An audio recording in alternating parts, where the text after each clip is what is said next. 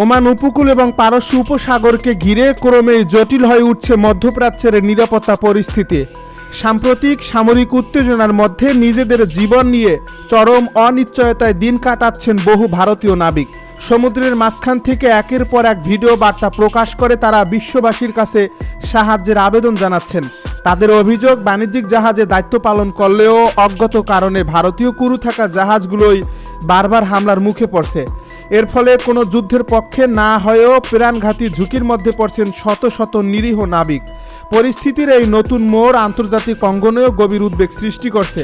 সামাজিক যোগাযোগ মাধ্যমে ছড়িয়ে পড়া একাধিক ভিডিওতে দেখা যায় সমুদ্রের মাঝখান থেকে কয়েকজন ভারতীয় নাবিক আতঙ্কিত কণ্ঠে নিজেদের অবস্থানে কথা তুলে ধরছেন। একজন নাবিক কাঁদতে কাঁদতে বলেন, তাদের জাহাজের ইঞ্জিন রুমে ক্ষেপণাস্ত্রের আঘাত লেগেছে, জাহাজের নিচের দিকে ক্ষতিগ্রস্ত হয়ে দ্রুত পানি ঢুকছে এবং যে কোনো সময় পুরো জাহাজ ডুবে যেতে পারে। এই ভিডিওতে তিনি বিশ্বের বিভিন্ন দেশের কাছে দ্রুত উদ্ধার অভিযানের আহ্বান জানান। এই ভিডিও প্রকাশের পর মুহূর্তেই তা ভাইরাল হয়ে যায় এবং আন্তর্জাতিক মহলেও ব্যাপক আলোচনার জন্ম দেয়। নাবিকদের দাবি, তারা কোনো দেশের সেনাবাহিনীর সদস্য নন, তারা কেবল আন্তর্জাতিক বাণিজ্য সচল রাখার জন্য চুক্তিভিত্তিক কর্মী হিসেবে বিভিন্ন তেলবাহী ও পণ্যবাহী জাহাজে কাজ করেন। প্রতিদিনের মতো দায়িত্ব পালন করতে গিয়েই এখন তাদের জীবনে সবচেয়ে বড় ঝুঁকির মুখে পড়ছে। যুদ্ধের সঙ্গে তাদের কোনো সম্পর্ক না থাকলেও বাস্তবে তারাই হয়ে উঠছেন সংঘাতের সবচেয়ে অসহায় শিকার। সমুদ্রে অবস্থানরত এসব নাবিক বলছেন, প্রতিটি মুহূর্ত এখন তাদের কাছে মৃত্যু ভয়ের সমান। পারস্য উপসাগর এবং হরমুজ প্রণালীর আশপাশে অবস্থান করা আরও কয়েকজন ভারতীয় নাবিকও একই ধরনের উদ্বেগ প্রকাশ করছেন। তাদের ভাষ্য অনুযায়ী গত কয়েকদিনে এই অঞ্চলে নিরাপত্তা পরিস্থিতির দ্রুত অবনতি ঘটছে। সামরিক উত্তেজনা যত বাড়ছে ততই বাণিজ্যিক জাহাজ চলাচল ঝুঁকিপূর্ণ হয়ে উঠছে। বিশেষ করে ভারতীয় ক্রু থাকা জাহাজগুলোকে লক্ষ্য করে হামলার ঘটনা বাড়ছে বলে তারা অভিযোগ করছেন। যদিও এই অভিযোগের স্বাধীনভাবে যাচাই করা সম্ভব হয়নি, তবুও নাবিকদের আতঙ্ক এবং উদ্বেগ আন্তর্জাতিক পর্যায়ে নতুন করে প্রশ্ন তুলছে। এই ভিডিওগুলোর একটিতে একজন নাবিক জানান, তিনি আগে এমন একটি জাহাজে কাজ করতেন যেটি সাম্প্রতিক হামলার শিকার হয়েছে। পরে সেই জাহাজের ক্যাপ্টেনের সঙ্গে যোগাযোগ করে তিনি জানতে পারেন, হামলার সময় কয়েক সেকেন্ডের ব্যবধানে পুরো পরিস্থিতি বদলে যায়। প্রথমে একটি বিস্ফোরণের শব্দ শোনা যায়, এরপর জাহাজের গুরুত্বপূর্ণ অংশ ক্ষতিগ্রস্ত হয় এবং দ্রুত জরুরি সংকেত পাঠাতে বাধ্য হন ক্রুরা। তার ভাষায়, এমন পরিস্থিতির জন্য কোনো বেসামরিক নাবিক কখনো প্রস্তুত থাকে না।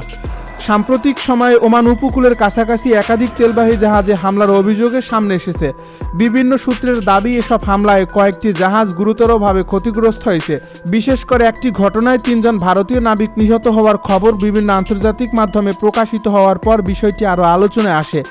এছাড়া ভারতীয় ক্রু থাকা আরেকটি বাণিজ্যিক জাহাজও হামলার মুখে পরে ক্ষতিগ্রস্ত এই জাহাজটি থেকে জরুরি সংকেত পাওয়ার পর উদ্ধার অভিযান চালিয়ে নাবিকদের নিরাপদ স্থানে নিয়ে যাওয়া হয়। হামলার পর জাহাজ থেকে পাঠানো জরুরি বার্তায় উল্লেখ করা হয়েছে, ক্ষেপণাস্ত্রের আঘাতে ইঞ্জিন রুম মারাত্মকভাবে ক্ষতিগ্রস্ত হয়েছে।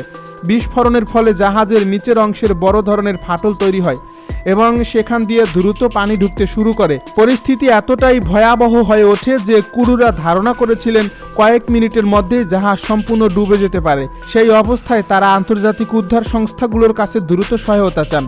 উদ্ধার অভিযানে অংশ নেওয়া সংশ্লিষ্ট কর্তৃপক্ষের সদস্যরা জানান, ক্ষতিগ্রস্ত জাহাজ থেকে নাবিকদের নিরাপদে সরিয়ে নেওয়া ছিল অত্যন্ত ঝুঁকিপূর্ণ একটি অভিযান। উত্তাল সমুদ্র, অনিশ্চিত নিরাপত্তা পরিস্থিতি এবং বিস্ফোরণের আশঙ্কার মধ্যেও উদ্ধারকর্মীরা দীর্ঘ প্রচেষ্টার মাধ্যমে ক্রুদের নিরাপদ স্থানে নিয়ে যেতে সক্ষম হন। তবে এই ঘটনা স্পষ্ট করে দিয়েছে, চলমান আঞ্চলিক সংঘাত এখন শুধু সামরিক বাহিনীর মধ্যেই সীমাবদ্ধ নেই, এর প্রভাব সরাসরি বেসামরিক নৌ পরিবহনেও পড়ছে। যুদ্ধক্ষেত্রে গুরুত্বপূর্ণ সামরিক যান, গোলাবারুদ সংরক্ষণাগার, কমান্ডো পোস্ট এবং সেনাঘাঁটিকে আকাশ থেকে আসা ড্রোন হামলা থেকে রক্ষা করার জন্য এসব ব্যবস্থা কার্যকর বলে মনে করছেন সামরিক বিশেষজ্ঞরা। সবচেয়ে বেশি আলোচনায় রয়েছে ইসরায়েলের নতুন প্রতিরক্ষা পরিকল্পনা।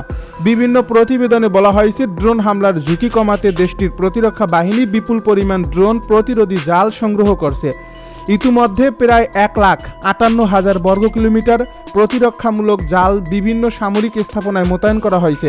পাশাপাশি আরও প্রায় 1,88,000 বর্গমিটার জাল সংগ্রহের প্রক্রিয়াও চলছে। বিশাল এই জালগুলো গুরুত্বপূর্ণ সামরিক যান, অস্ত্র ভাণ্ডার এবং সামনের সারির ঘাঁটির উপর স্থাপন করা হবে, যাতে আকাশ থেকে আসা ড্রোন সরাসরি লক্ষ্যবস্তুতে আঘাত হানতে না পারে। ইসরায়েলের এই উদ্যোগের পেছনে রয়েছে সাম্প্রতিক সময়ে ড্রোন হামলার বাড়তি চাপ। লেবানন সীমান্তে উত্তেজনা বৃদ্ধির পর প্রতিনিয়ত বিভিন্ন ধরনের ড্রোন হামলার মুখোমুখি হচ্ছে দেশটি। ছোট আকারের হলেও এসব ড্রোন অত্যন্ত কার্যকরভাবে সামরিক ঘাঁটি, নজরদারি ব্যবস্থা এবং কৌশলগত স্থাপনাকে লক্ষ্যবস্তুতে পরিণত করছে। এর ফলে ব্যয়বহুল ক্ষেপণাস্ত্র দিয়ে প্রতিটি ড্রোন ধ্বংস করা দীর্ঘমেয়াদে আরও অর্থনৈতিকভাবে টেকসই নয়। সেই কারণেই তুলনামূলক কম ব্যয়ের প্রতিরক্ষামূলক জাল এবং ধাতব কাঠামো এখন গুরুত্ব পাচ্ছে। শুধু ইসরায়েলই নয়, সংযুক্ত আরব আমিরাত সহ উপসাগরীয় অঞ্চলের আরও কয়েকটি দেশ একই ধরনের প্রতিরক্ষা কৌশল গ্রহণের দিকে এগোচ্ছে। সামরিক ঘাঁটি, বিমান ঘাঁটি, তেল স্থাপনা এবং গুরুত্বপূর্ণ অবকাঠামোর চারপাশে ড্রোন প্রতিরোধী ব্যবস্থা গড়ে তোলার পরিকল্পনা ইতিমধ্যে বিভিন্ন পর্যায়ে রয়েছে। কারণ সাম্প্রতিক বছরগুলোতে দেখা গেছে স্বল্প মূল্যের ড্রোন দিয়ে পরিচালিত হামলা অনেক সময়ে প্রচলিত আকাশ প্রতিরক্ষা ব্যবস্থাকে ফাঁকি দিতে সক্ষম হয়েছে। এই নতুন প্রতিরক্ষা ধারণার অনুপ্রেরণা এসেছে ইউক্রেন যুদ্ধ থেকে। রাশিয়া ও ইউক্রেনের সংঘাতে উভয় পক্ষই ব্যাপকভাবে ড্রোন ব্যবহার করছে। যুদ্ধের শুরুতে ব্যয়বহুল আকাশ প্রতিরক্ষা ব্যবস্থার উপর নির্ভর করলেও পরে দেখা যায় সাধারণ ধাতব খাঁচা, ইস্পাতের জাল এবং অস্থায়ী প্রতিরক্ষামূলক কাঠামো অনেক ক্ষেত্রে ড্রোন হামলার ক্ষতি উল্লেখযোগ্যভাবে কমিয়ে দিতে সক্ষম হয়েছে। এর ফলে যুদ্ধক্ষেত্রে ট্যাঙ্ক, সাঁজোয়া যান, আর্টিলারি ইউনিট, গোলাবারুদ সংরক্ষণাগার এবং জ্বালানি ডিপোর উপর ধীরে ধীরে এমন প্রতিরক্ষামূলক কাঠামো নির্মাণ শুরু হয়। বিশ্লেষকদের মতে আধুনিক যুদ্ধে এখন শুধু আক্রমণ নয়, প্রতিরক্ষার ধরনও বদলে যাচ্ছে। আগে যেখানে আকাশ প্রতিরক্ষা মানেই ছিল অত্যাধুনিক ক্ষেপণাস্ত্র ব্যবস্থা, এখন সেখানে সাধারণ ইস্পাতের জালও গুরুত্বপূর্ণ ভূমিকা পালন করছে। কারণ একটি ছোট ড্রোন যদি সরাসরি লক্ষ্যবস্তুতে আঘাত হানতে না পারে, তাহলে তার ধ্বংস ক্ষমতা অনেকটাই কমে যায়। এর ফলে খুব কম খরচে বড় ধরনের সামরিক সম্পদ রক্ষা করা সম্ভব হচ্ছে।